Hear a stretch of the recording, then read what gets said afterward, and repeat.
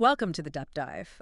Every day, we bump up against ideas, things that shape how we see ourselves, how we see the world. Right. They're just sort of there in the background. Exactly. And today, we're going to zero in on one of the big ones, modern empowerment. Especially now, with so much playing out online, with everyone kind of watching. It's everywhere. So let me just ask you, the listener, directly. What does feeling truly empowered, really mean to you in this super connected world? Yeah. And we're looking at, well, a collection of thoughts, really. Ideas designed to make you maybe question what you think you know about it. Okay, so no easy answers today. Definitely not. Okay. We're diving into some of the trickier parts, how we present ourselves, how we understand our own strength, especially online. Okay, all right. So consider this. The online applause fades. Right. The likes, the comments, they just vanish. Poof, gone. If that happens, does that empowered feeling you might have had online just disappear too? It's a bit of a jolt, isn't it? Makes you wonder what that feeling was actually built on. Was it solid? Or just digital air? Think about the contrast, too, between that polished online image and, well, what's really going on inside. Oh, yeah. Those, perfect self-care posts. Yeah. Imagine the raw anxiety, maybe the sheer exhaustion. That actually led to that one, carefully staged moment. Totally. What would your feed look like if that was posted? Right. It makes you question how much of what we see, maybe even from ourselves, is truly unfiltered, honest. Exactly. It feels like we're constantly sort of playing to the gallery, I remember. I mean, getting that online nod felt so important for a while. We've all been there. But then somewhere along the line, I started wondering, was I performing for everyone else so much that I kind of lost sight of who I was when the cameras, metaphorical cameras, were off? Has that ever hit you? Oh, definitely. Yeah. That feeling of putting on a show, even when you think you're just being you. Yeah. It brings up an interesting point about boundaries, too. We talk about setting them, right, to protect ourselves. Healthy boundary. But if you look closely at our online lives, are those boundaries really about, shielding our inner world? Or are they maybe more about carefully controlling how the outside world sees us? Managing perception. It's a subtle difference, but wow, a powerful one. And that control, man, it can get incredibly detailed, can it? Online empowerment often feels like this meticulously crafted performance. Yeah, aimed at getting what we could call curated validation, that specific kind of approval we're looking for. Exactly. But here's where it gets really thought-provoking, I think. What happens when you log off?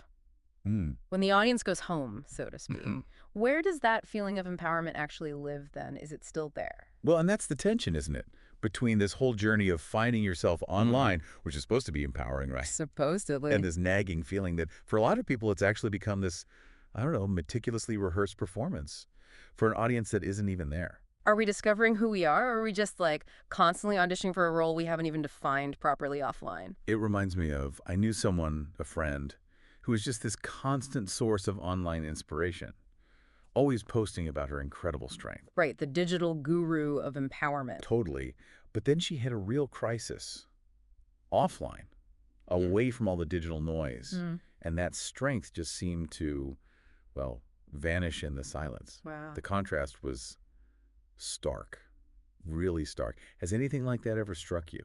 Seeing that disconnect? Absolutely. It makes you wonder if what we're calling empowerment online has maybe become less about, genuine inner resilience and more like an addiction to the feeling of being seen as powerful. It's a fleeting sensation, isn't it? That online validation, like a whisper of approval that just disappears with the next scroll. And you often hear that real confidence. It speaks softly, right? True strength is quiet. That resonates. So why is so much of modern empowerment this loud, almost theatrical display? Think about the people who actually shifted power balances in history. Right. Were they constantly broadcasting inspirational quotes? Probably not. They were likely quietly, persistently, challenging the status quo, doing the work. So let's bring it back to you, the listener.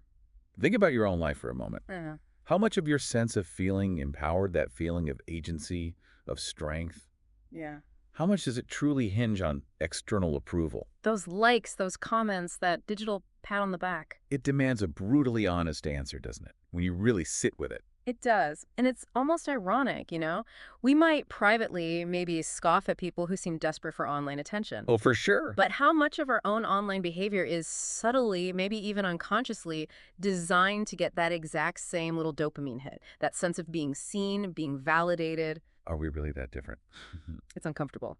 Here's a little thought experiment for you. Yeah. Imagine you felt truly empowered, like completely secure in yourself, but you were utterly alone. Say, in a forest. Yeah.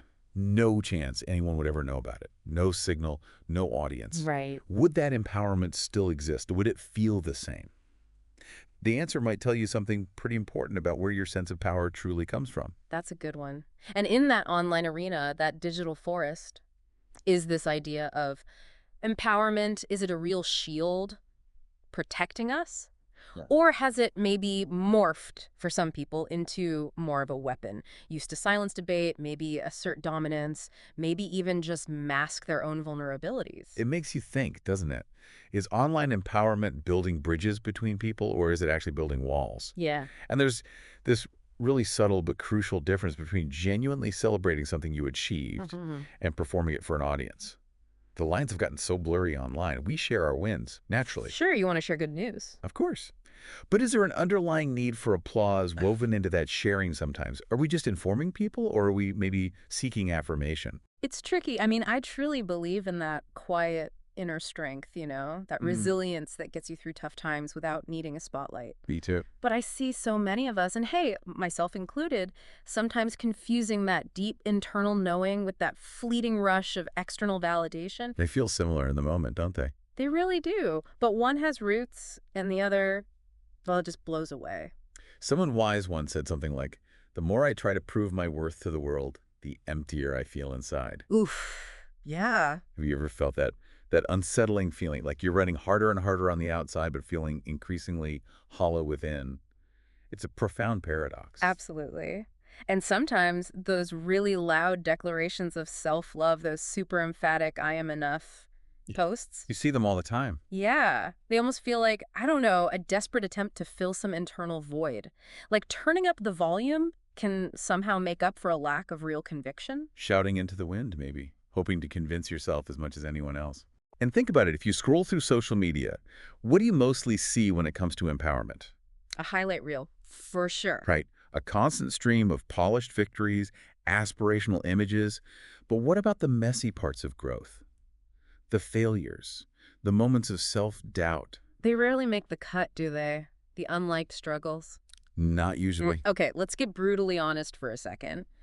Have you ever, even for a split second, used the language of empowerment, not to actually lift someone up, but maybe to subtly position yourself as superior, to kind of create a divide between the strong you and someone else's perceived weakness? Wow. That's an uncomfortable question to sit with. Really uncomfortable. It is. It reminds me of a story I heard. Someone projecting this powerful boss babe image online, all about female empowerment, right? The brand? But the reality for her employees was, well, very different. Stories of mistreatment, exploitation. It forced you to ask. Yeah. Which was the real picture? Which narrative held the actual power, the curated one or the hidden one? It really flips the script, doesn't it? Yeah. What if this constant need to broadcast your strength, to perform it?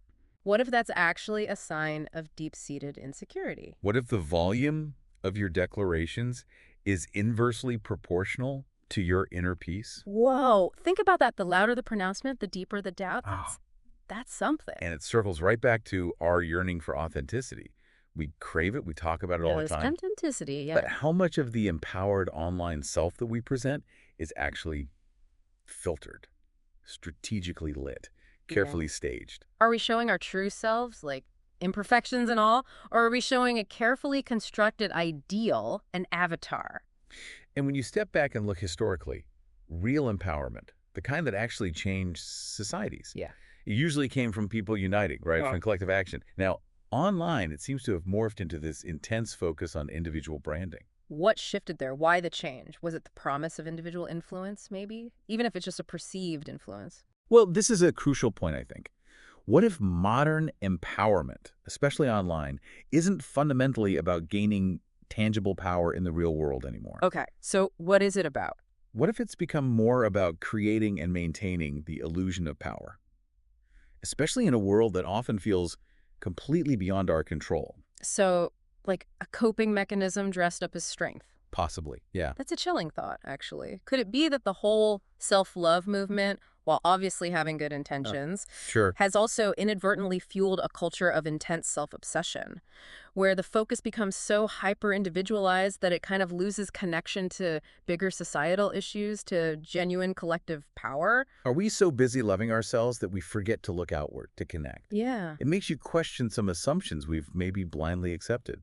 Like, do we still automatically equate a huge follower count with real-world influence, real power? Good question. Or are we starting to see those numbers for what they often are? Metrics of attention, maybe, but not necessarily indicators of genuine agency. Right. Not the same thing at all. This feels like it's leading to maybe a bit of a mic drop moment here. Oh, lay it on us. Those loudest, most emphatic declarations of, I am enough, the ones you see plastered everywhere, well, it often seems they come from those who deep down might actually fear they are anything but enough. Oof, that's poignant, isn't it? Yeah. Like Nietzsche said, that which does not kill us makes us stronger. But maybe we're only talking about the battles we want people to see, the ones that look good. Exactly. And it brings us right back to that core question, doesn't it? Yeah. When the validation stops, when the likes dry up, when the audience logs off, who are you truly empowered to be? What's left when the spotlight fades? So look, if any of this has struck a chord with you listening, if it's made you even slightly reconsider your latest post or just your general online activity, Maybe share this deep dive. yeah, maybe share. There might be someone in your digital circle who also needs a little nudge to step back from the performance. And think about this too. What if that carefully constructed facade, your online empowerment persona, what if it's primarily functioning as a shield? A shield. Like a beautifully crafted defense mechanism designed to protect you from the vulnerability of being seen authentically with all your, beautiful imperfections. So it boils down to a kind of choice, maybe. When life throws its inevitable punches, is it more empowering to constantly project this image of unwavering strength? Or to have the courage to actually admit when you're struggling? To allow yourself to be human? Which one requires more genuine strength, really? It's a great question. And we've all seen those endless streams of empowering quotes online, right? We might even share them. Guilty. Sometimes. We all are. Ugh. But do we truly live by the often uncomfortable truths within them? Or do they just become another form of aspirational content, disconnected from our daily reality? Like collecting inspirational fridge magnets but never actually looking at them. Exactly. Just decoration. Imagine for a second scrolling through your feed. And instead of the usual curated perfection, you saw genuine vulnerability. What would that look like? People sharing their doubts, their messy lives, the struggles. Would that make you feel more connected, more human, or less? Would that be a feed that truly empowers in a different way? Yeah. Take a moment now, just reflect. Think about the times you felt truly empowered, that deep, unshakable sense of inner strength. Were you broadcasting it, shouting it from the digital rooftops, or were you simply being it, quietly, perhaps even unnoticed by anyone else? It's often in those silent moments, isn't it, where the real power resides. It seems that way. It's almost as if we can get so focused on building this impressive, empowered image online that we neglect the real, often unglamorous inner work. The work needed to build genuine resilience, the kind that doesn't actually need an audience. Right. Like Jung said, who looks outside dreams, who looks inside awakes. Where are we really looking when we chase online empowerment? A mentor once shared a simple truth with me. She said, "True strength whispers, insecurity screams." Wow. Let that sink in. Yeah. Consider how that applies to what we see online. And maybe, just maybe, even in ourselves sometimes. What's the real cost, then, of constantly performing empowerment for the world instead of focusing on cultivating genuine self-acceptance, flaws and all? Are we trading inner peace for external applause? Is that the deal we're making? There's this constant push and pull, isn't there? We preach authenticity, be real, be authentic. All the time. Yet, how much of our own empowered online story is carefully tailored, strategically filtered for maximum approval? Are we being real or are we being strategic? It's a fine line. It is. And at some point, maybe you realize, if you truly know your own worth, that intrinsic value that exists regardless of external factors, you just don't need to shout about it. That knowing becomes its own quiet power. Like Socrates said, know thyself. Does that knowing need a microphone? Or a trending hashtag? Probably not. Which makes you wonder, In this booming industry of self-help and online empowerment, who truly benefits the most? Good question. Is it the individuals genuinely seeking growth? Or is it the platforms, Yeah. the algorithms, Hmm. the brands that thrive on our constant engagement, our constant seeking? Who's really profiting from our quest for validation? I remember when I was really caught up in chasing that online empowered feeling, years ago. Mm-hmm. The likes gave me this temporary rush, this high. But eventually I realized it was just another form of fleeting external validation, Not the real thing. not the deep, sustainable inner resource I actually needed. It felt like chasing a ghost, honestly. It reminds me of what philosophers say about the ego. The ego is not master in its own house. Okay. How much of our relentless pursuit of online empowerment is actually driven by the ego's insatiable need for external affirmation? Is our online persona a reflection of our strength? Or is it maybe a cage built by our insecurities? That's deep.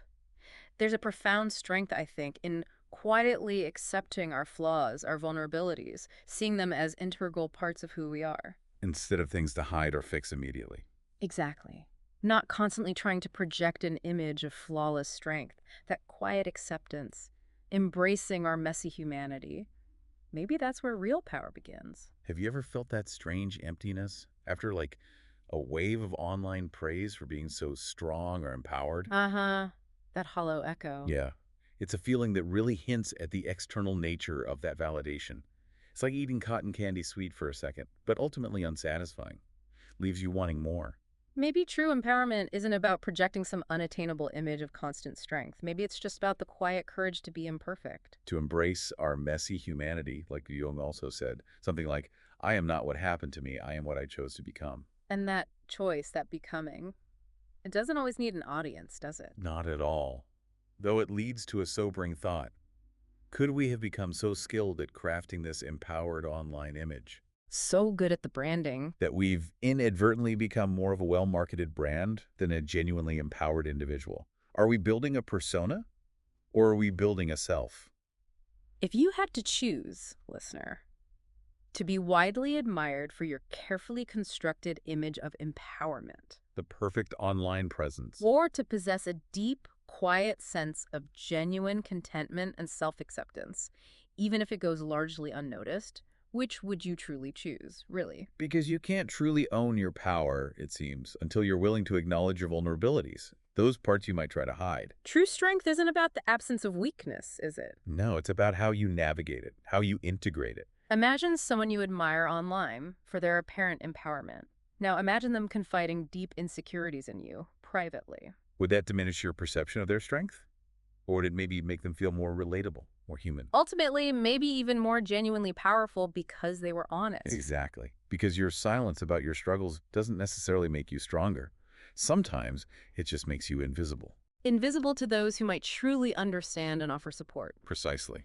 Sometimes vulnerability is the strongest bridge you can build. So, as these online empowerment trends keep changing, because they always do, They always do. what fundamental sense of self will remain if your identity is too tied up in this performance? What happens when the applause for that particular version of empowered inevitably fades? Maybe. Maybe true empowerment is simply being comfortable with not always feeling empowered. Ooh, say that again. Just being okay with not always feeling strong. Acknowledging doubt isn't weakness, it's just part of being human. It's about progress, maybe, not perfection. Yeah. I know I spent so much energy chasing that feeling of constant empowerment online. It was exhausting. Right? But I think I've learned, slowly, that true strength isn't the performance. It's accepting my own messy, complicated, beautifully imperfect humanity. And we're all navigating this crazy online world together. Maybe the path to real connection with ourselves and with others lies in admitting our shared security sometimes. Dropping the facade of constant empowerment. Maybe just letting it crack a little. So that initial question we started with.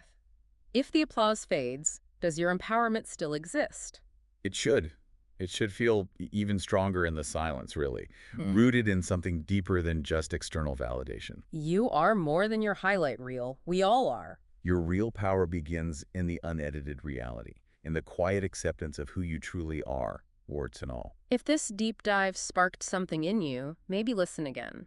Sometimes a second pass offers a different, perhaps even more challenging, perspective. And if this resonated with some of your own doubts, maybe share it. Share it with someone you know who might need a little break from performative empowerment. This has been the deep dive. We're not here to define empowerment for you, but maybe just to question the need to perform it quite so loudly. Until next time.